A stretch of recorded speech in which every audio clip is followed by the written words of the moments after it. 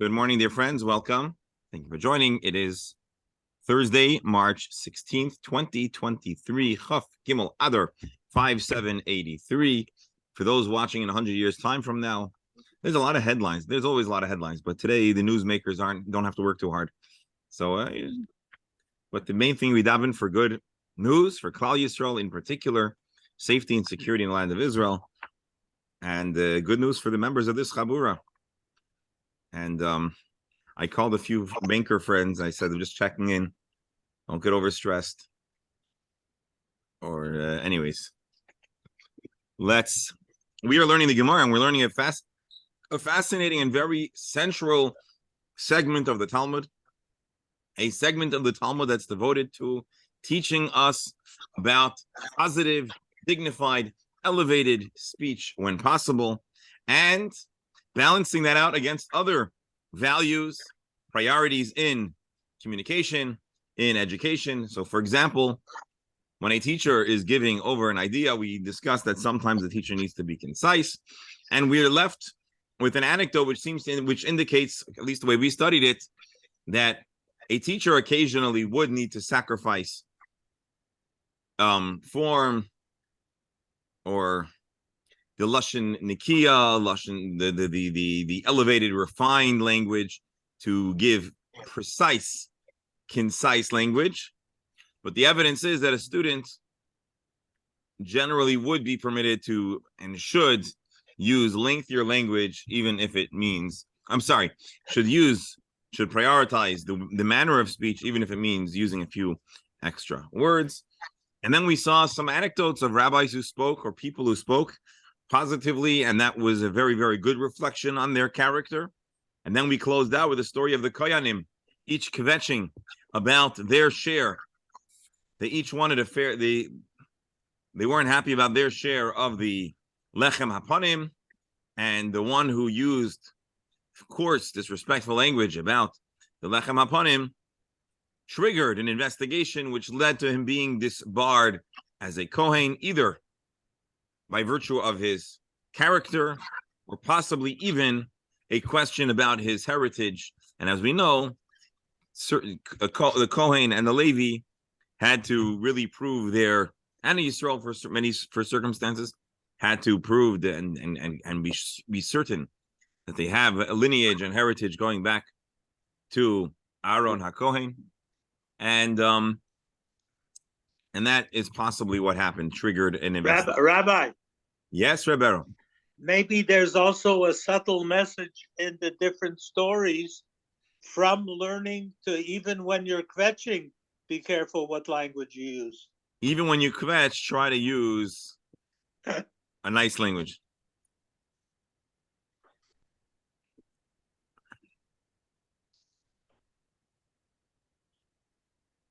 Interesting.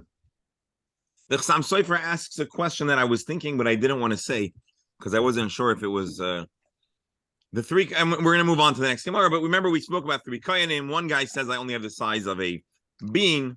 The other said I have the size of a kazayis, and the other guy said he has the size of a lita'ah, of a lizard tail. I was thinking, the kiznava leta'ah. Well, what's so bad about it? I think it's probably a euphemism for something else, something worse, for something that's not so nice. I mean, because what's so bad about him saying it's like a tale of a. I'll tell you, it's probably like if you were to describe something as a rat's tail. A rat's tail. Okay. A rat's tail. And what's the sports?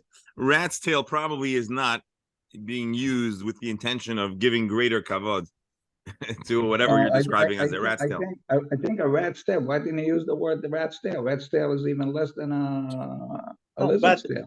No, but you have the crude thing starting with a horse's different part of his anatomy. Right. So I don't know. I don't know if the problem is a different part of the anatomy or just simply Kedusha, something of the Beis Hamikdash, the highest degree of sanctity. You're describing it as a lizard's tail. That's like really not it's a subtle, but not that subtle, statement that they have disdain for Kodshe Shamayim.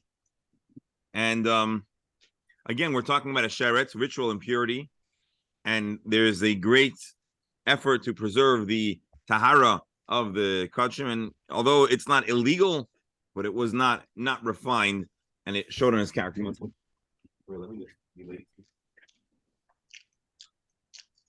All right. So the Chassam Sofer really fast asks a great question. Best we know, the program was that all the kohanim of the Mishmar, or of the day of Shabbos, when the lechem hapanim was distributed, would get an equal share. So how do we have a scenario where three kohanim are describing different measures? A zayis is not the same size, or kizayis is not the same size as a kiful. So what's going on? Are we suggesting that there were different measures? So he says, "Elanirli shakoini gia kiful." The first kohen got the size of a bean, and he was showing everyone how little it was. The other guy says,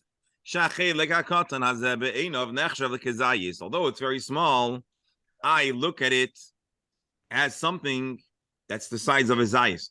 Now, kezayis, we know, is what we might use in English as a serving size. So, right, the zayis is considered, for many purposes, a serving size, an honorable, dignified amount. And so he's telling his friend, "You think it's like a pea, like a bean? Well, I consider this like a zayis, and this has halachic ramifications." So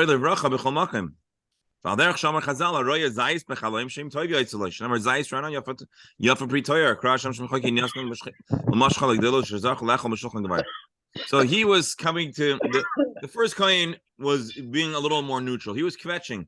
I'm so hungry, and look what I got. The second kohen says, "No, Yankel, what are you talking about? What a covet, a piece of the lechem upon him. Even if it's so small to me, it's honorable. It's a kezayis." The idach, and this third guy, so the Chassam Sofer is not really stretching far from the pshat, but he's conveying that the first kohen gave a factual statement, the second kohen gave a positive value statement, and the third kohen gave a negative statement. The third guy was putting it down and saying, "Yeah, this is a shanda, it's a shame. Look what they're giving us. You think I waited online all day just for a little flake of the lechem upon him? Al kain karu zonhav." And that's why he called a zonav, and here there's something very interesting. What is a roish? A roish is priority. What is a zonav? The most not chashiv thing. But Omar zonav halata, it's the most disdainful part of a most disdainful type of creature. It's the tail of a sheretz. If you had to think in like Torah language, what would describe the most unvaluable thing? You go to the sheretz, and not even the head of the sheretz. It's the zon of the litah. And here the Chassam Sofer says something very interesting, which tells us that the Chassam Sofer was aware of lizards. I don't know where he would have. Did Pressburg have lizards? I don't know. But look what he says. Al ken karuhu zonov. K'moi tia l'roish v'lo zonov. V'yomar zonov halatak yidu amidar koi. As we know, lizard tails. V'liyois mifmacheses. Nira kechai v'humes. A lizard tail, if you chop it off, will continue to wiggle and move as if it's alive, even though it's dead. V'hachanami amar harasha hazeh. Now the Chassam Sofer starts really laying it heavy. Similarly, this wicked guy, shenira lefi adimyon, shakuna hi yakar v'tiferes. Superficially, people think kahuna is wonderful. Ube'emes hayalai busha uchlima. But really, he was ashamed to be associated with the kahuna. Ubenafshay davar ki basher haya boy shachatz pasav haya roilai be'emes. So nasalei samamavis. Being that he actually had a problem, it was causing. Maybe he didn't even know about it, but it was burning him up, and it ends up exposing to him that he was not actually a kohen. So the part of the Chassam Sofer that I really find very interesting that I would take to the bank is the part of explaining what's going on over here. The factual statement, the compliment, the insult, and that actually makes the story feel very, very good and well balanced. And it also is necessary because they each actually got the same amount, and therefore the Chassam Sofer helps us appreciate the expressions used here in this story. A fascinating story, a story that highlights positive language. And let's continue. Oh no, we did that already. Another story, and this is a famous story. And as I told you at the end of yesterday's class, we're now going to enter back into the arena of Pesachim. It's a well-known story, but you probably never saw it in the Gemara, except for Mark, who probably did see it in the Gemara. Hahu Arma'ah. There was a person in Aramean, or at the very best, says Rav Steinsaltz, not a Jew. So we're talking about heritage, Kohuna heritage, and working in the Beis Hamikdash. Now let's take it a step further. Although I don't think this is in positive speech territory, this is in lineage territory. The Havasalik, he would go join those who are being Ole Regel, V'achel, and he would eat Pesachim Yerushalayim. He would go and put on a shtreimel and a bekesher and a gartel, and he bought himself a talus bag or something, and he would join all the throngs of people going up to Yerushalayim, and he would manage to get himself into the Korban Pesach Chabura. Omar, he would laugh when he would go for drinks in the bar. He would say, I know it's a very Jewish type of stereotype projection of stereotype on a, but it comes out of hundreds of years in Russia and in Europe. Omar, he was boasting to his friends and said, Ksiv, you know what the Jewish Bible says? Kol ben necher lo yochal ba. A Gentile would not eat from Pesachim. Kol oro lo yochal ba. And a person that is uncircumcised mustn't eat the Korban Pesach. But you know what? Ana ka'achelna mishufrei shufrei. I get to eat the most special, high-grade experience of the Korban Pesach. Let's hear Rabbi Steinsaltz. Yeah, I ate the finest portion of the Korban Pesach.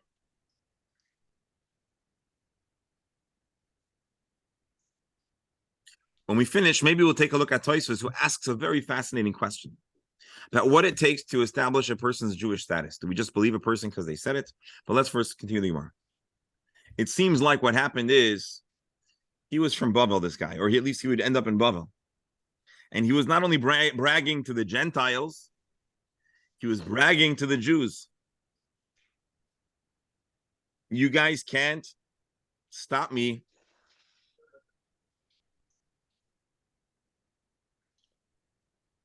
So what do? What do the Jews do? Rabbi Yehuda ben Meseira either was the person he was telling or overheard this conversation, and he tells this Gentile, "Mi kasafu lach mi alya." You really think you got the best? I'm pretty sure you didn't. Have they ever given you from the tail? That's the really delicious part of the Korban Pesach. Omar lei, so he responded, "Loy, I never got it." Rashi mi kasafu lach. Klum noisen lecha min ha'alya lechol. Have they given you even the slightest piece of the tail? Really, they're only giving you the cheap stuff. They don't really consider you a cherished prime member of the Chabura. But what was Rabbi Yehuda ben Meseir's intention? Here Rashi tells us, he was intending to trip this guy up. Next year when he'll go back to Israel, Yishal min ha'alya, he'll request the lamb tail. Yehuda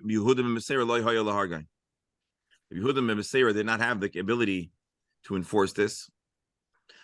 This is an interesting Rashi. We can ask a number of questions. But anyways, so he salk ki salkas lahasam emalahu. When you go back there, say to the folks, Safayli mi'alya, please give me some of your tail.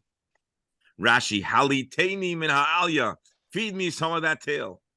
The keves hoya, We're talking about a sheep whose tail is part of the carbon, is part of the burnt part. They responded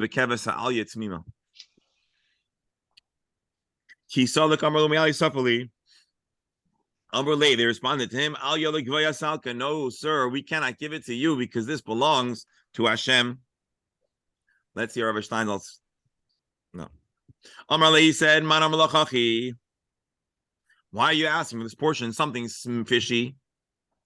A rabbi told me I should ask for it. It's got to be kosher. Come on. What's going on?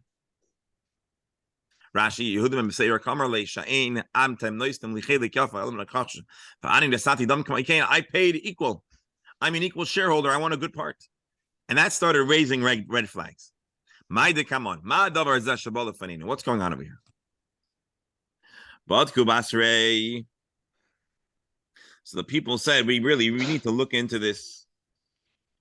The Ashkechuhu, they discovered Mahu, that he was a Gentile in Aramean. Who I think were one of the tribes, one of the populations that lived around Israel. They killed him. Because it says, you're not allowed to eat from the carbon Pesach.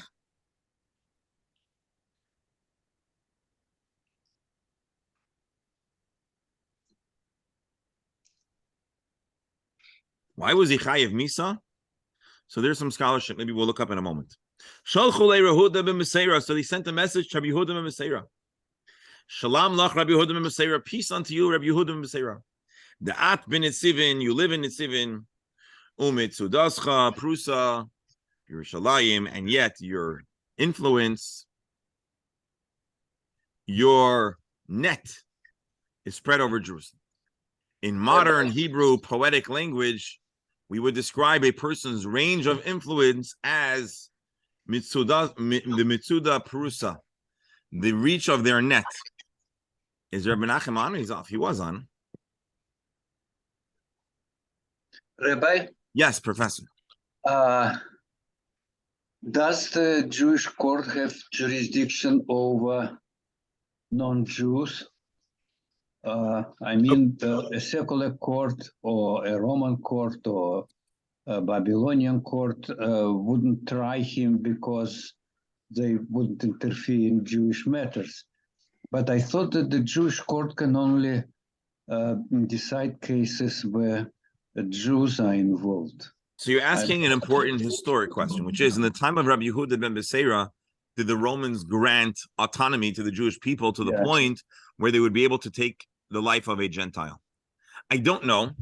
What's evident is that in this instance, they did. Maybe the guy is dressed as a Jew. He's purporting to be a Jew. And so he kind of invited Jewish jurisdiction. Or at least the Jews figured if this guy is going under deep cover and he's not from these parts, they could get away with it. Now, the question we're wondering, and I don't want to tell you without looking at the sources that I see here, is this really something that comes to the level of killing, execution? That's an important question. So but Professor, I share your curiosity about what the circumstances may have been that would have allowed them to actually take his life. Doctor? Yeah, you touched on the topic of credentials for a Kohen or for a Jew. Wasn't there a situation recently where a fellow got arrested? He had been he changed his name 10 years ago. I think it was in Texas, and he adopted 9 children, and he was arrested for abusing them. Yes. Terrible story. Okay, he was calling himself Cohen. And yes, exactly. And he never even went through a conversion. And he got away with this for so many years, which is amazing. It is. You know? But I mean, I would probably use a different word than amazing, but I share your sentiment. It's shocking but the reason why he got away with it, in my opinion, is because he was not integrated in a Jewish community. And right, so he stayed and so he just presented himself to other Gentiles as Jews. Like I saw some people commenting, that if you look at the picture of him, even though he very, very superficially presented as a Haredi, if you know the first thing about Jewish law, you would know that he wasn't an educated Jew because, like, for example, his payas, the halacha of payas, they start right at the side, and his payas were coming from higher up. And so they were like, he would not be able to pass in Mea Sharim or Williamsburg for a second. But it's a very tragic story. Because, Rabbi, you forgot Borough Park. That's true. I did forget Borough Park. But unless you're suspicious, Rabbi, you are taught to judge people favorably. So you don't look at every guy's haircut and where the payers are coming. Correct. So, I'm just saying that he would not pass for a day in a Jewish community. He could only manage to do what he did, which is terrible because he was in Middle America doing his own thing. Eckveld, as they say. Eckveld, yeah. So where is Nitzivin? So for some reason, if you would stop me on the street, man on the street, excuse me, where is Nitzivin? I would say I could have sworn that's in Israel. But Google helped me and Wikipedia helped me. And apparently Nitzivin is in Turkey. Where I had an English entry. I don't know where it went. Yeah, it just came up. Came up and disappeared. There you go. Could be more than one. All right, here. This is the Encyclopedia HaYehudis. Nitzivin, Nusaybin. Yeah. If I'm pronouncing that correctly. Nusaybin. In Hebrew, it's called Nitzivin. And it's in the southeast Turkey on the Syrian border. And so, let's see if we can open this map.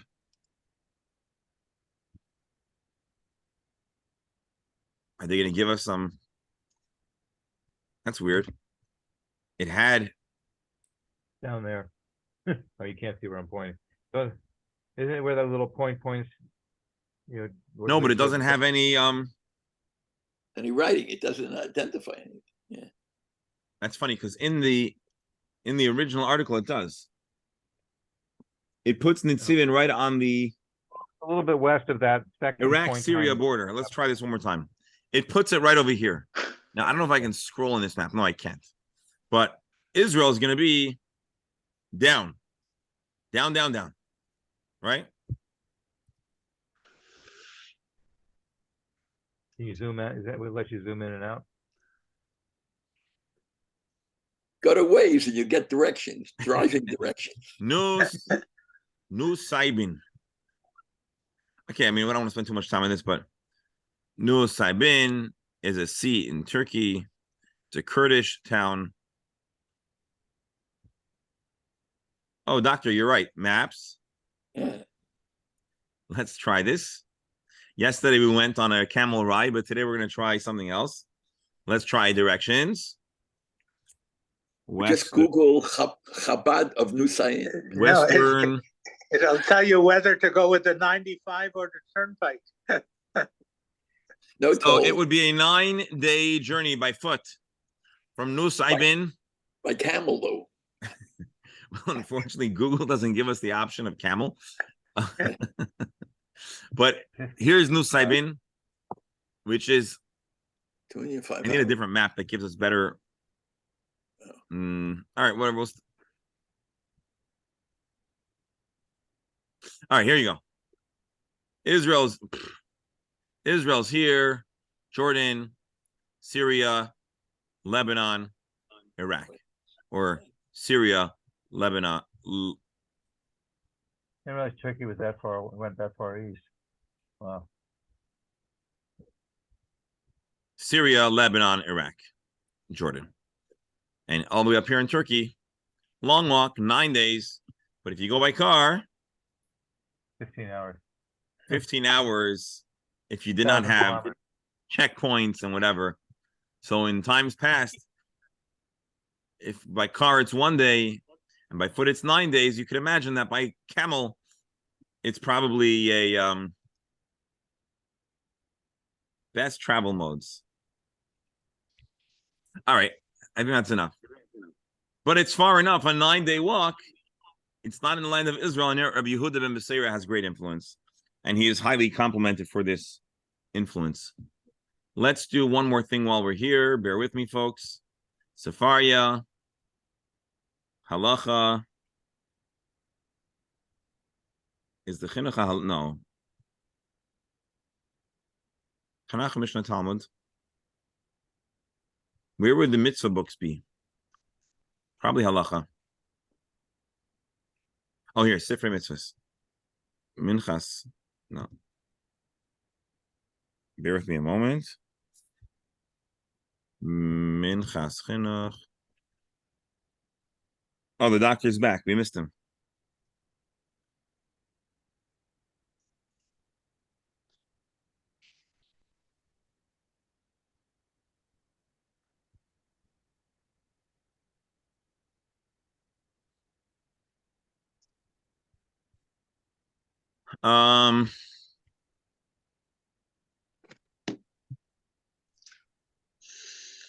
Need to do one more thing. Hold on. Halacha. What did I want to ask the doctor now that he's back? Anyone remember? Sefer HaChinuch 14. Okay. So the 14th mitzvah in the Sefer HaChinuch is, and I know we're getting a little bit ahead of ourselves, to not feed the carbon Pesach to a non-Jew. Why? Because carbon Pesach is exclusively about the Exodus.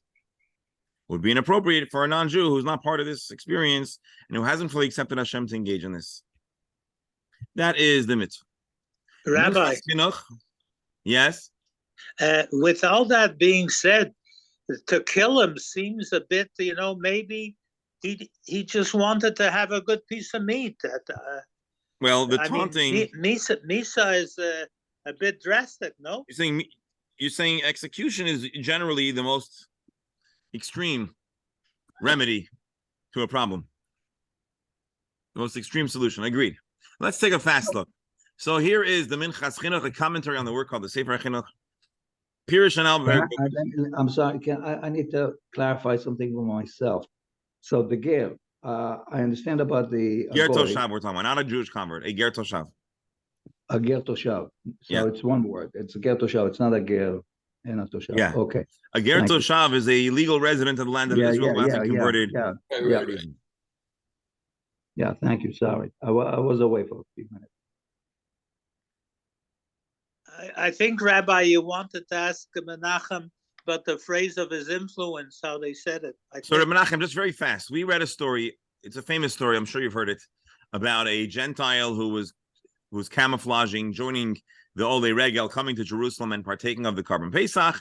And when he would come back home in Turkey, he would brag about the fact that he's able to join Jewish people and eat the Carbon Pesach. And Rabbi Yehuda ben Meseira tricks him and gets him to turn himself in by saying, nah, they actually know and they're discriminating against you because they've never offered you the tail.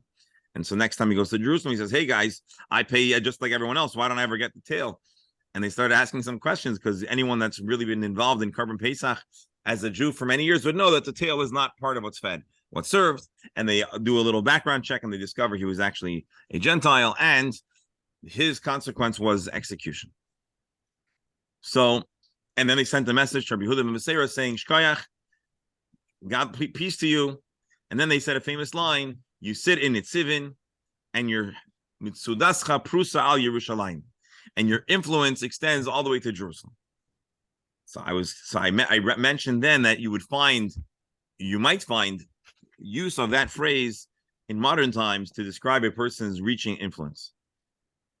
And then I looked to you for confirmation or to disagree, but you weren't there. So what was the No, I'm not familiar with it. Okay.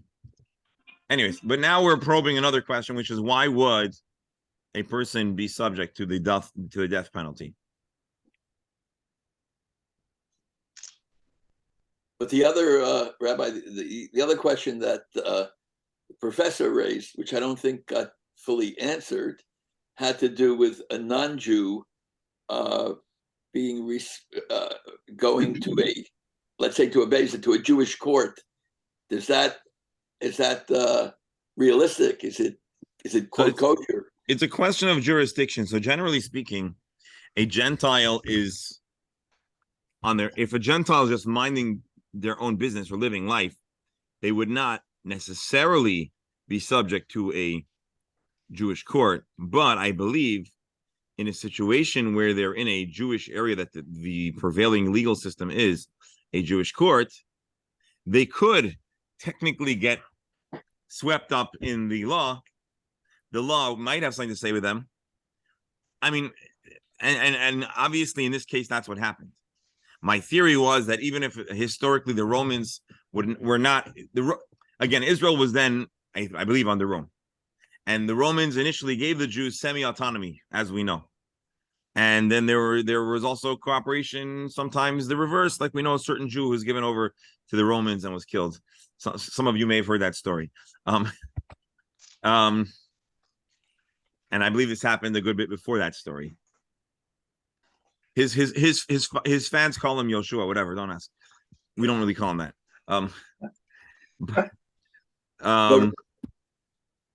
But my belief is that he was camouflaging as a Jew, and so he kind of subjected himself to Jewish law by that. Now, here's my commentary. Before we're going to look in this Minchas Chinuch, who gives a theory, I would think that the rule to not allow a Gentile is not a rule for the Gentile.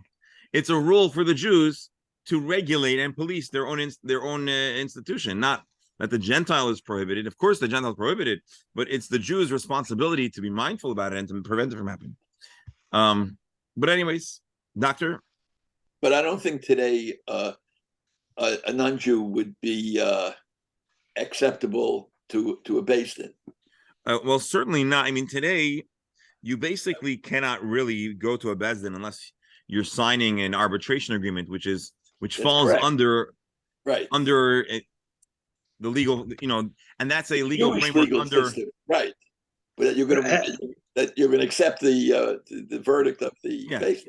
So really, you can't not then subsequently go to a civil court because you're not happy. But what happens is a civil court is based on how these arbitration agreements are written. A civil court could enforce it the way they enforce. Right. Anyways, whatever. I mean, what happens and how it happens is another question, but that is the idea behind it, and that's the mechanism that it's acceptable in the United States, for example. Rabbi. So no Gentile could be compelled under the modern day Bet Din, which is from the perspective of American law an arbitration panel. Right. However, in the time of the Beis Hamikdash and in an ideal situation, there would actually the Bet Din in the time of Jewish autonomy under biblical and Jewish law, Beis Din was a high court, and I imagine it would have effect over anybody that was in its jurisdiction. And so maybe Jerusalem at this time did. And that would explain why Rabbi Yehuda ben Beseira does nothing but trick him to give himself in Jerusalem, because ostensibly Rabbi Yehuda ben Beseira, who was one of the great rabbis of the time, did not have this kind of autonomy and influence over Gentiles. So presumably that might be the reason why he didn't do something himself. He didn't take the law into his hands, but he set him up for discovery in Jerusalem. And there's another reason too, which is that he didn't actually do anything wrong. He was just bragging. And sometimes you have people that brag about things that never happened. They just want the bragging rights. And so to punish a guy just because he said something silly wouldn't necessarily make sense. But once he actually did it and there was witnesses to it and it's clear that he... Anyways. Rabbi, is this one of the sources why people don't like non-Jews at Seders? No. I don't believe so. I mean... Maybe the underlying theory, the Seder is a uniquely Jewish experience. And so therefore, because the Seder is all about a story of the Jewish people, that's number one. Then there's also a halachic issue, which is that you're allowed to cook on Yontif. You're allowed to cook on Yontif under certain circumstances for Yontif. You're allowed to cook. So for example, you're allowed to put up a pot of chicken soup Yontif night to serve at the Seder in an hour or two. Right. That waiver to do malacha is really not for a Gentile. So that's one of the reasons why, halachic reasons. But also the Seder in particular is a Jewish experience. And so we attempt not to have Gentiles there. It's not... Yes. By the way, it's a little bit of an aside. I once read a book, quite fascinating. I enjoyed it very much. It's called The Physician. It takes place in the Middle Ages. It's about a young boy in London, Goy, who becomes an apprentice to a barber surgeon. There's a movie made out of And this. what? There might be a movie. Yes, you're right. It was, but the book is much better. But he wants to become an actual physician, and the only place he can go to learn is in a Padua? Muslim country. Oh, okay. It's all the way to Persia. However, in Persia, they do not allow Christians to come in, or only Jews. So he masquerades as a Jew, and it's a fascinating story. It was a good story. Look for it. So the Minchas Chinuch uses our Gemara and says, from this Gemara, it's clear that this mitzvah is not just a commandment to the Jews to regulate who has access to the Karban Pesach. Rather, Yesh Remez Rai Lasmag, the Akum Ba'atzmai Mitzvah, that this is actually a mitzvah given to Gentiles. In Bevor Pesachim, Daf Gimel, our Gemara, Hu Arma Desolik Vachol Pesachim, there was a story of a Gentile, Pesachim, and he ends up being punished. Amai Katluhu Im Einai Muzar Al Zed, cannot be that he's being put to death unless this is a commandment that he is commanded himself.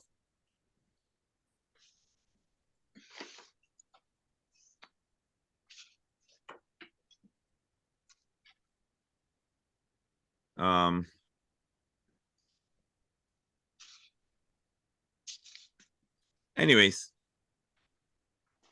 I guess we'll leave it at that. Let's see the Gemara. No, one more thing.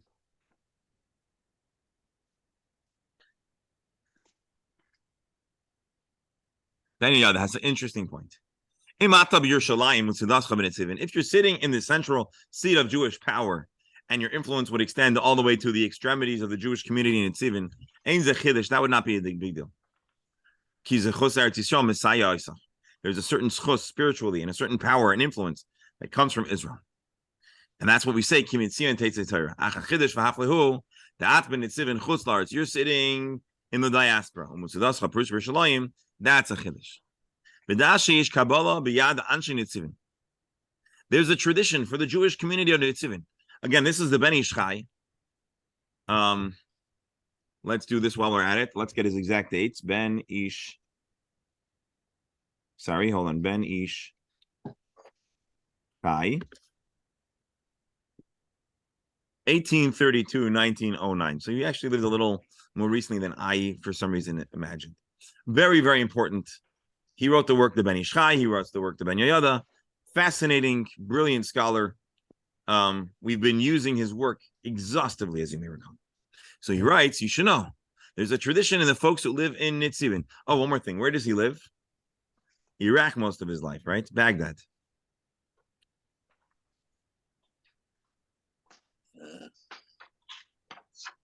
He dies in Iran. He's born in Iran. Okay. But he was in this region. He says, the people that live in Nitzivin have a tradition. Asher Rabbi Yehuda ben Beseira cover etzlam. Rachik me'at mi'ha'ir. The tradition is that he is buried in Nitzivin, outside the city. Shepamachas b'algoyim v'lachvavonim and habinyin habon al kivroi. Gentiles once took stones. They stole stones out of the building that was built over his kever. V'nasom ala gemolim, and they tried to load him up on camels. V'nistamo ineim shal gemolim, and the camels became blind. V'oimrim dabavor neizeh karin oisi agoyim. Memi pirish misama al shem moifes. So the Gentiles worshipped and valued his kever. V'ano avda v'shnas tof reish chavtes. And indeed, I, in the year 1869, Alisi le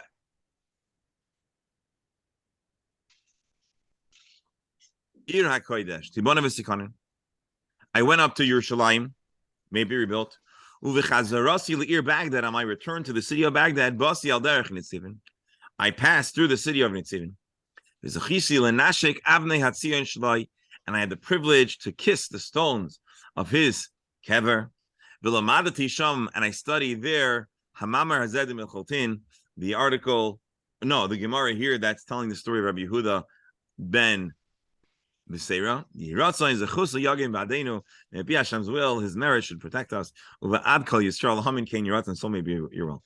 So very interesting. We get a little small biographical tidbit, not a biography, but a story about the value of Rabbi Yehuda and B'seira, who, according to this tradition, remains in its Itzibin, which leads us now to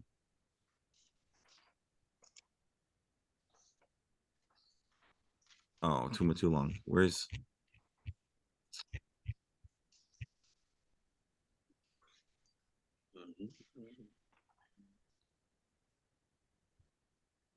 all right, we're gonna give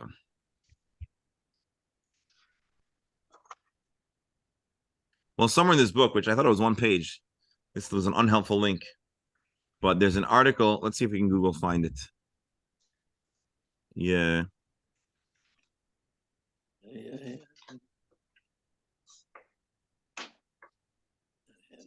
All right, whatever. Anyways, let's see another story. Rav Kana Chalash.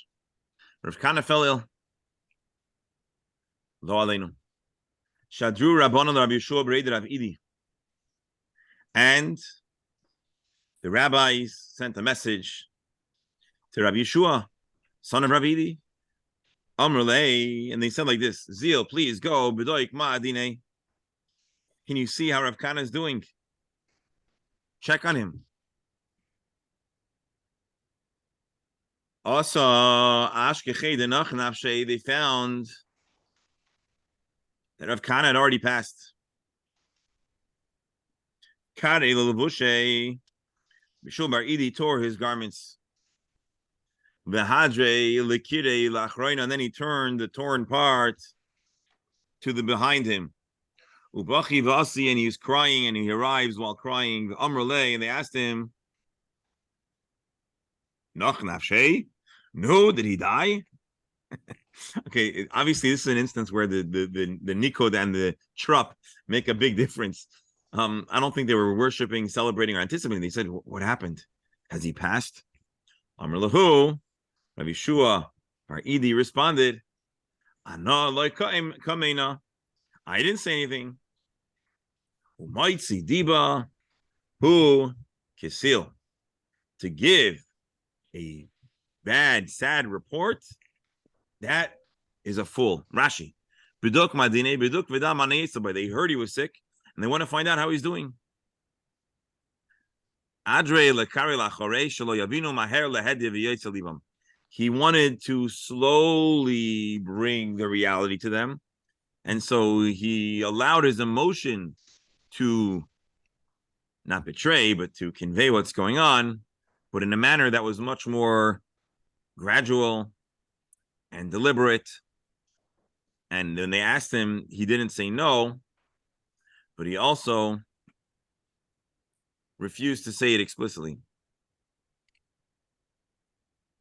And this is another story, or a restoration of a conversation about speech.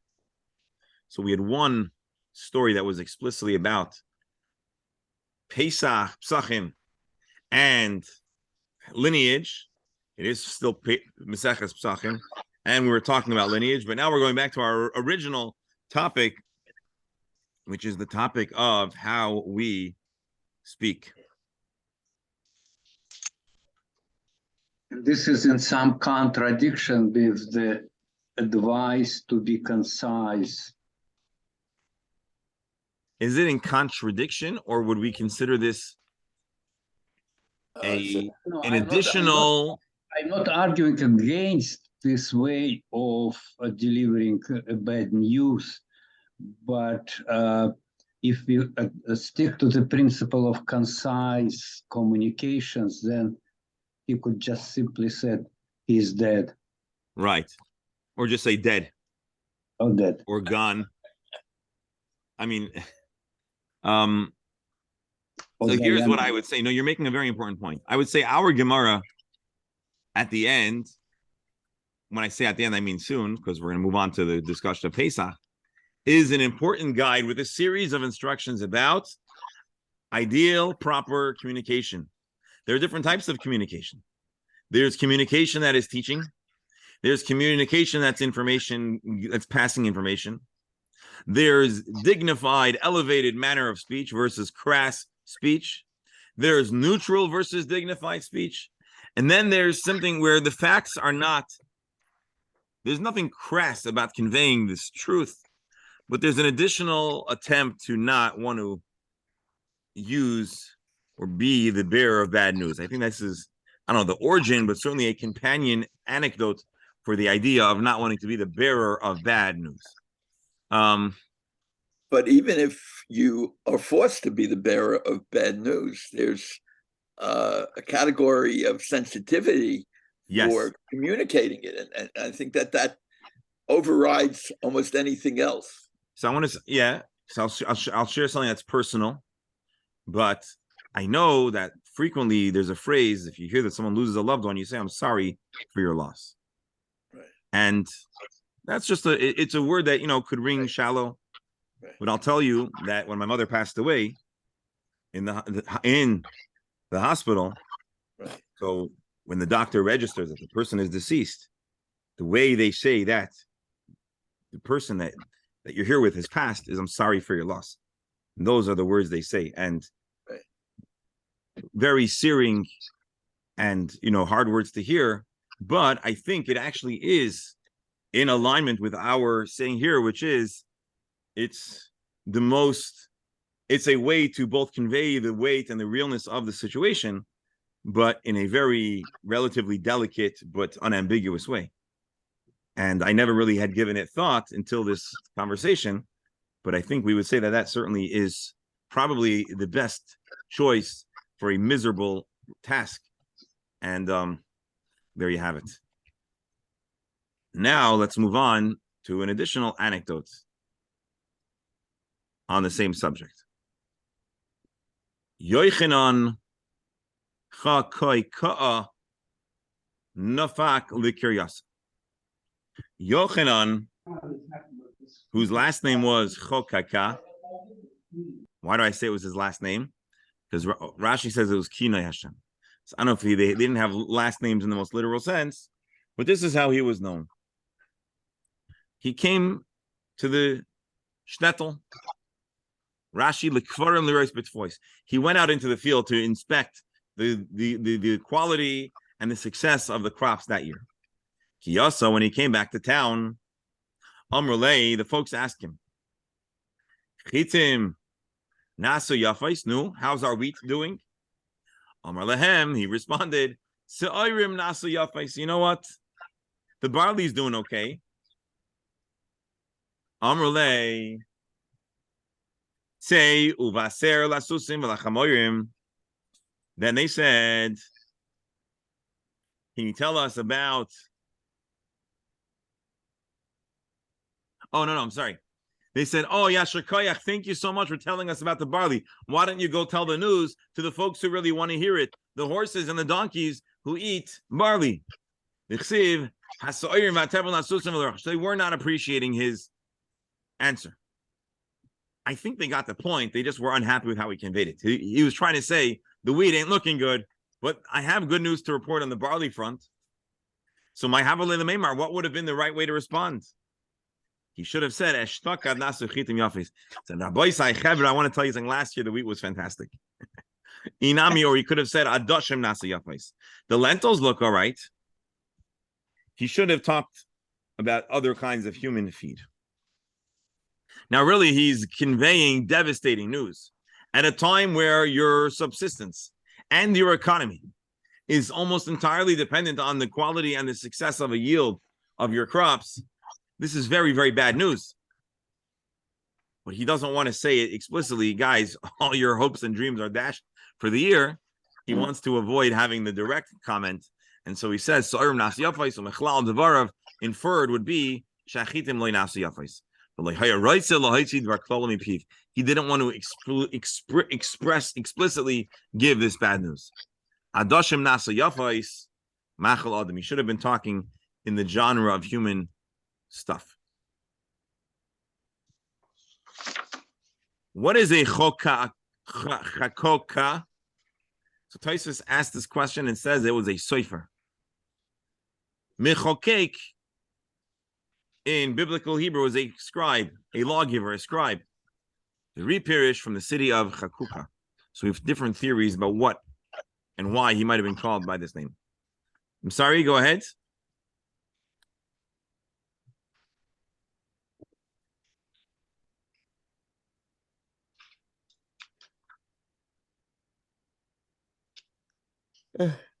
Excuse me. All right, let's continue this. Rav, another story along the same lines. Rav bar Achua de Rabbi Chia bar Achsei. Rav, who we know, but now we get it clearly spelled out, was the nephew of Rabbi Chia, the son of his sister. Is that right? Son of Rabbi Chia's half brother and the son of Rabbi Chia's half sister. I'm not sure how that works. Here, Abu, Rav's father, married his own stepsister.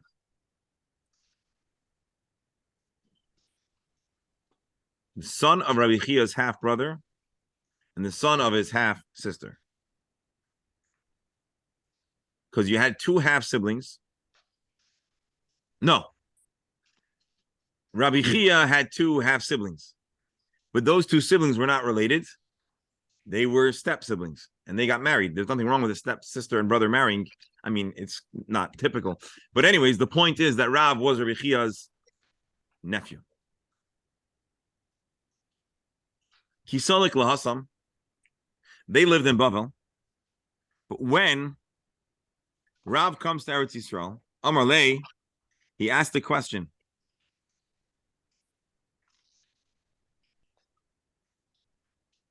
Abu Kayam, is Abu, his father, alive?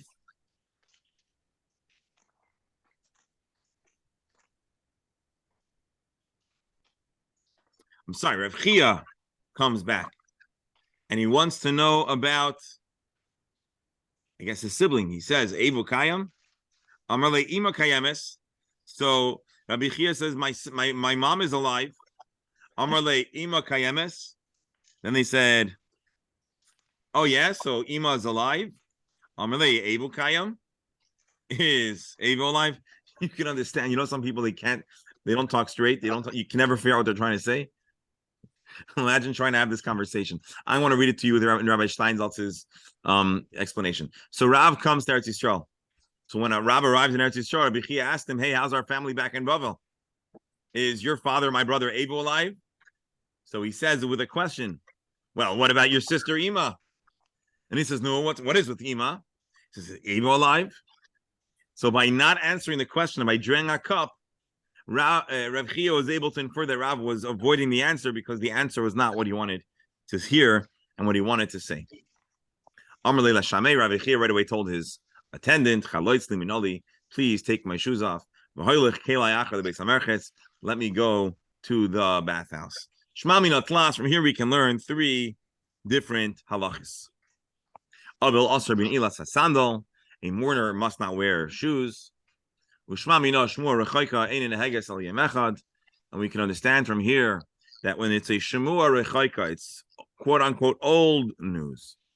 He passed away a while ago.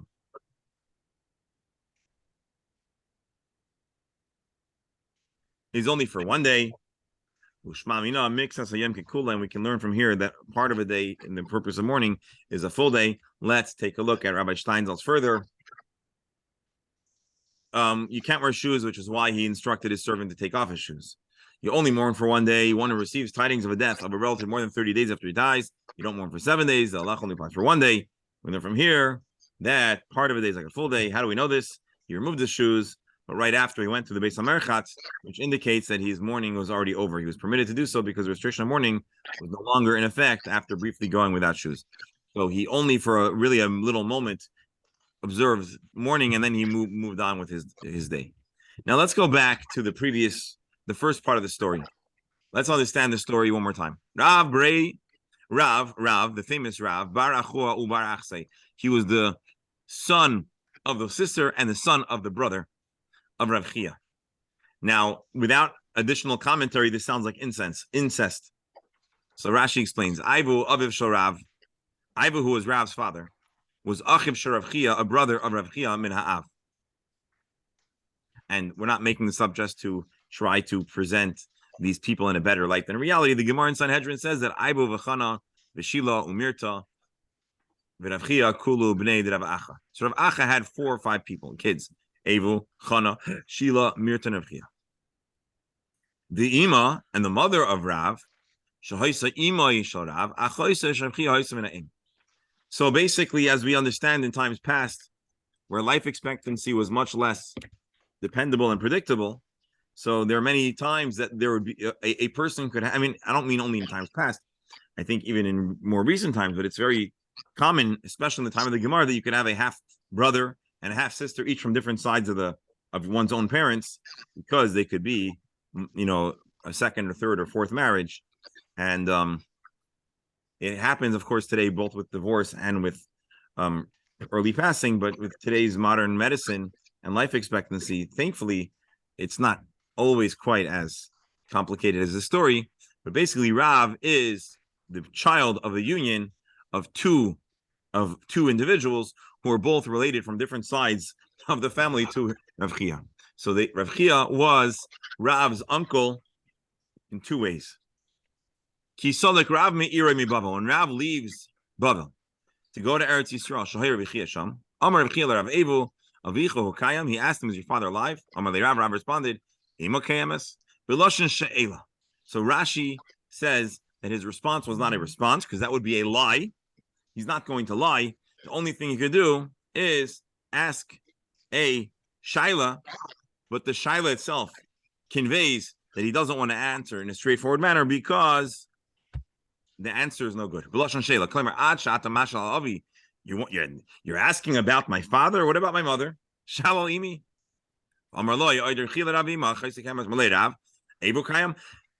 You're asking about my sister? And your sister? You don't care about your brother? He understood automatically, but he didn't want to answer that the answer is no good. There's another way to read the Gemara that was b'nichusa. Rashi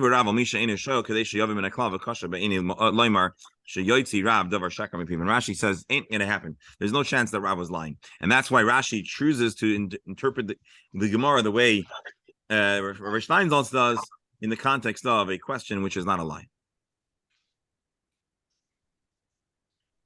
Why did he make a show of going to the bathhouse? You think he was so urgently needed a bath that an hour after he finds out that both his brother and sister passed, he goes to the bathhouse? So Rashi says a fascinating thing. And it's an insight into what the teachers of past and the great rabbis of the past might have seen their responsibility. Why did he want to go to the bathhouse? L'lamed halacha l'talmidim niskavin. He didn't need a bath. He was intentionally making a display to give an important educational halachic matter and he did such a good job that event was snapshotted and included 400 years later in the Talmud. To make the point that if it's a shmur rechaika, he only found out after 30 days, you only observe a part of one day. And he doesn't need to sit shiv all day. From the fact that he invited, or he said he wants to go to the bath.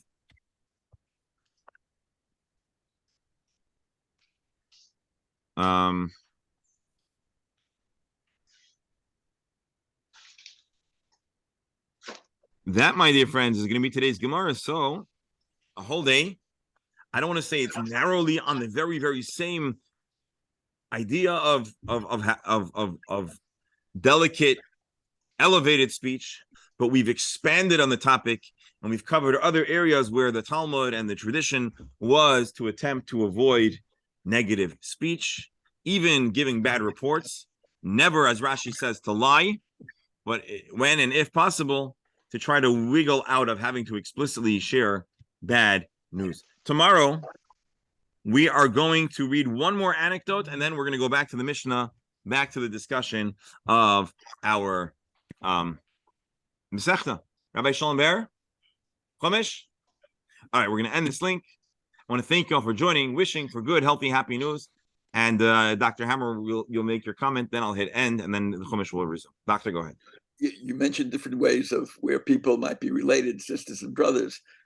I understand that there are still some people, some rabbis, particularly in Israel, who have multiple wives and children who live together, actually.